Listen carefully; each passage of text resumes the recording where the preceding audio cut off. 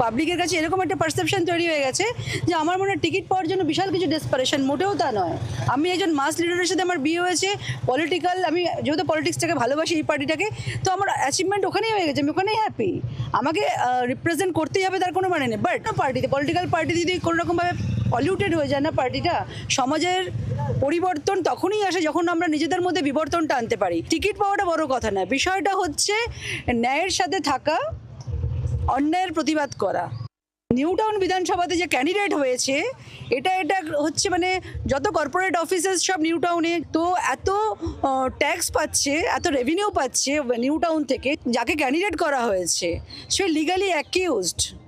এখানকার মানুষ কেন এরকম ক্যান্ডিডেটকে মেনে নেবে? সে ফিনান্সিয়ালি অ্যাকিউজ, তার তো জেলও হয়েছে। ফিজিক্যালি ডিসেবল কাউকে দিলেও তো সে প্রতিদ্বন্দ্বিতা করতে পারতো।